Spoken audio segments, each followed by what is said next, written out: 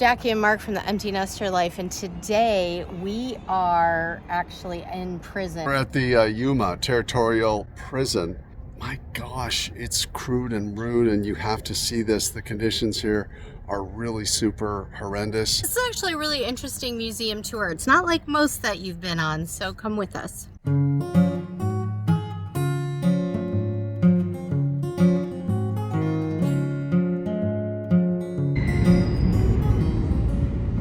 The Yuma Territorial Prison officially opened in July of 1876, with its first inmates actually building their own cells.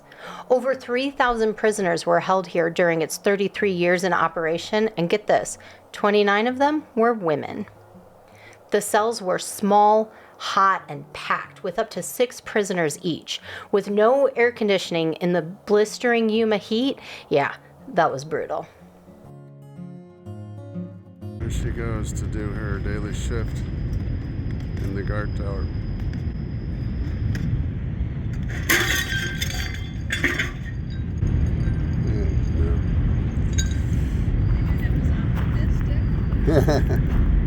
You know, it happens.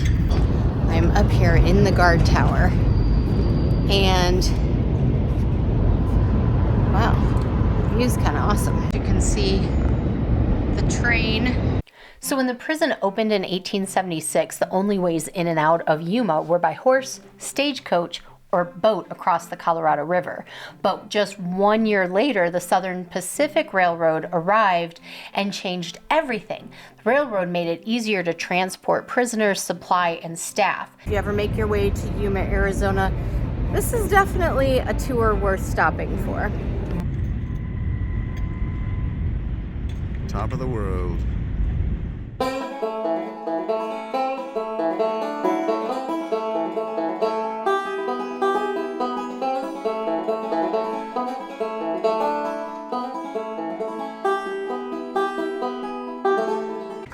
Jackie, I can be the warden, and I can also be the jail guy. There you go.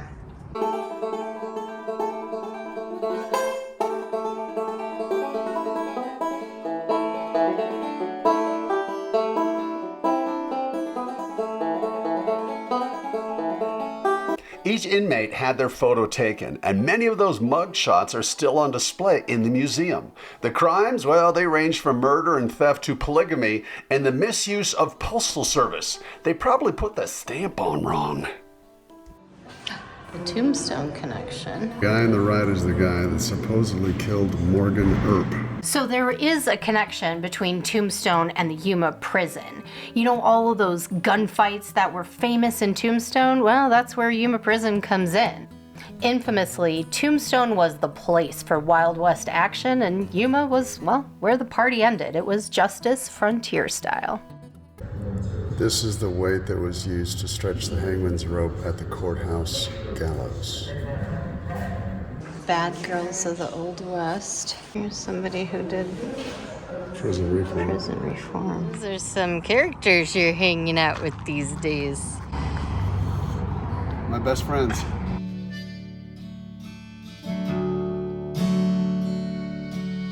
The museum has audio descriptions of the inmates as you walk through. It's pretty cool. Yeah, they tell their different stories. Like one of the most infamous inmates, her name was Pearl Hart. She was Arizona's most famous female outlaw, and she was known for robbing a stagecoach with her partner in crime, Joe Boot. Joe Boot. Isn't that a great name? She became a bit of a folk hero while she was locked up at the prison. And then there's William Hall, who escaped not once but twice, and eventually he earned his freedom with good behavior. Go figure.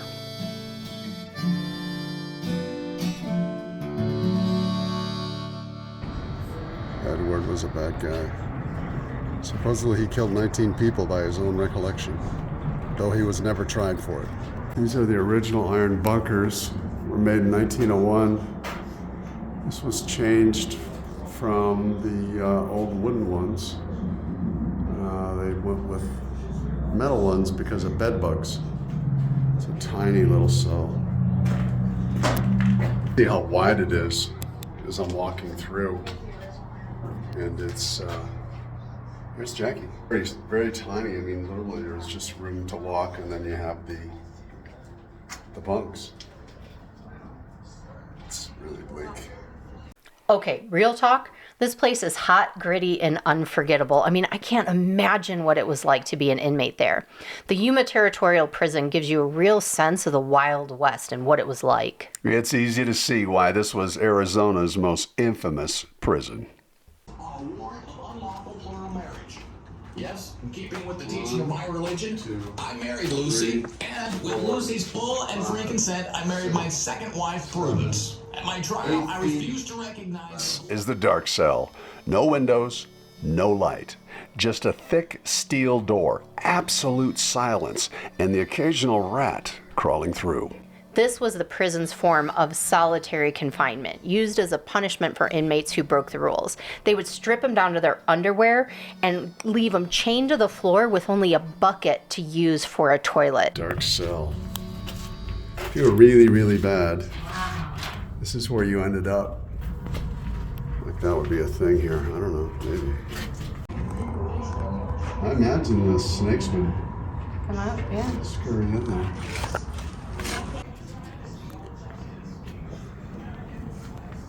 You wouldn't last a night in here.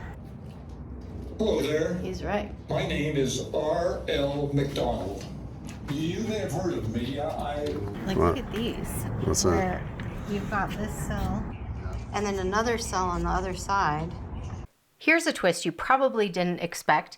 The prison had the first public library in Arizona. Yeah, I know. I was surprised by that too. The inmates were actually encouraged to read and study, and honestly, some of them, this was the first time they had access to any kind of educational materials at all. Yeah. This is like that wet exercise yard, I'm guessing.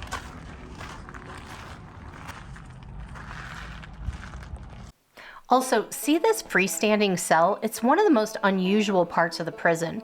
Around 1900, the prison was overcrowded and they needed a quick solution to isolate particularly dangerous or hard to manage inmates. That's where they put them.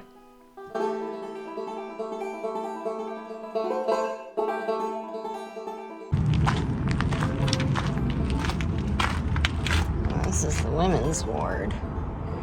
Well, that's how they went to the bathroom. Wow.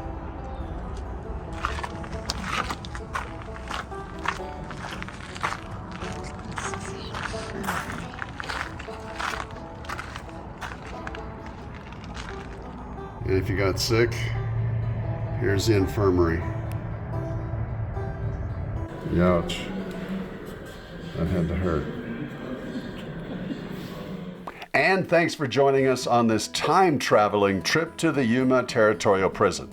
If you like the video, don't forget to give us a thumbs up, subscribe, and drop a comment below. What prison story surprised you the most?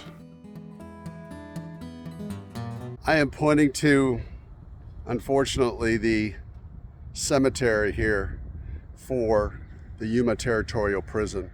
So that's the hill that they buried people who didn't quite make it.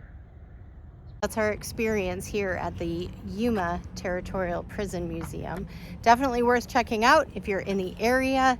And this has been the Empty Nester Life. This is Mark and Jackie Tate. Make sure you hit subscribe if you want to see more cool adventures.